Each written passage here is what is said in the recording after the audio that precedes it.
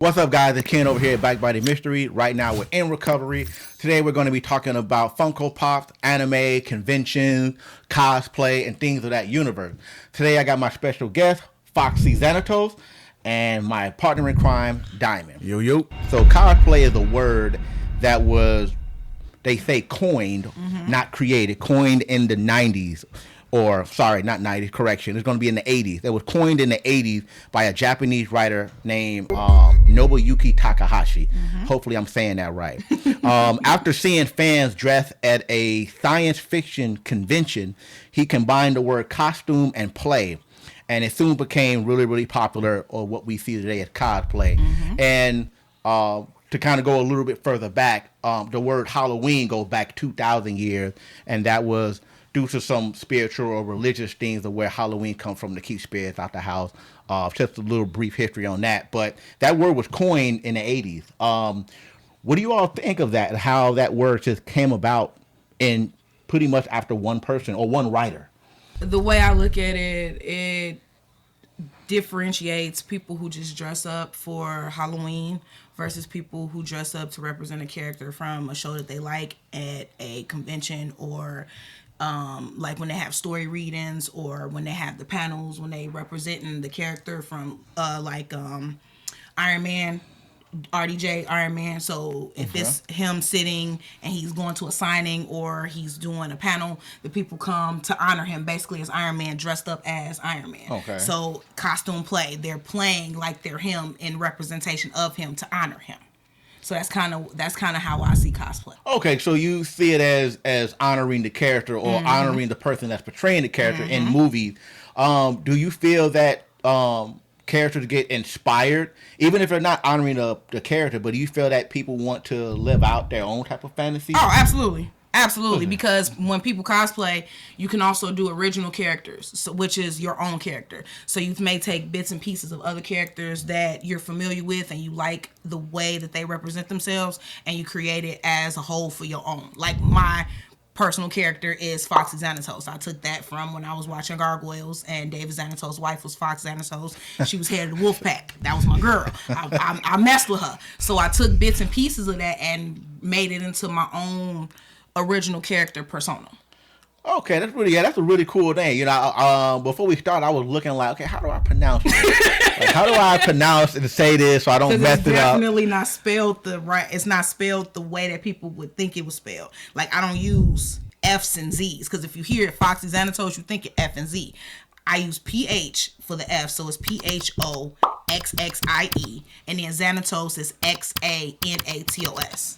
Not Halloween, but if you have or you went to a convention, what is the first thing, or what have you dressed up as for your first convention, or if you have?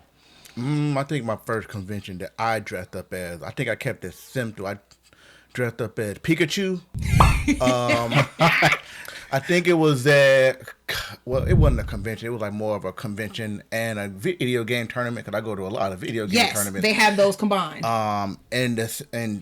In the city, I go to Combo Breaker, Frosty Faustine. Okay. I think it was one used to be called UFGT, Ultimate Fighting Game Championship. I think we have the Anime Con, or I think it's that's ACN. Yeah, ACN. And then they got Anime Midwest, which is another one. Midwest. I'm not usually.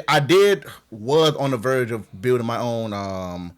What is it? Iron Man costume. I still have the helmet. It's in storage. I used it through Pepper Curl. Okay. If you know what that program is, I had to do all the bonding and the sanding and all the other stuff, and but that was my first one. I'm not really dressing up like that. I would like to, because I would love to go as Omni-Man. Omni-Man. Yes. Get you that blonde wig cut down to a bob, and get you that full body suit. Because I kind of got the haircut right now. That's it. That's all you gotta say. Almost. Or you don't even have to get you a wig. Sometimes people don't like wearing wigs. They have like wax that's different colors, and you can use the wax and put it in your hair, and it'll last for however long you need to, and you can just wash it right out. Yeah. Like I see people who cosplay Beast Boy all the time. Black guys that cosplay Beast Boy, they paint themselves green, and they use this green wax in their hair so they don't have to wear wigs, because some people can't wear wigs. Green. So they got green wax, red wax, yellow wax, blue wax for any, because all the characters, everybody's hair is not the traditional color. Okay, you teaching me something new. So we using wax to give the spike effect versus doing their own hand and spray holder. Yep. Yeah, you know, it's Amazon. So what? I'm trying to tell you.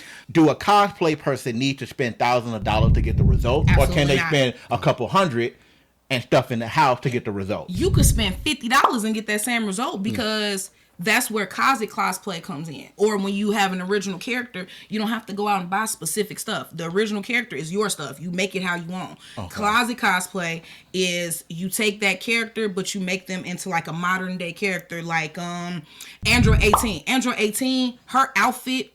Somebody has that in their closet. Absolutely. You can just pull that out, the skirt, the striped shirt, and the vest, and then if you already have blonde hair, you straight. If you don't have blonde hair, you can throw it on wig or do the wax. That's what's considered cosplay because that would be something every day. You could walk down the street wearing that. But if you like doing a superhero like the X-Men, you know they have uniforms. They have specific outfits, uniforms. That's more of a heavy duty cosplay because you're dressing how they dress when they go out and save people in the world or whatever. You have on the actual uniform.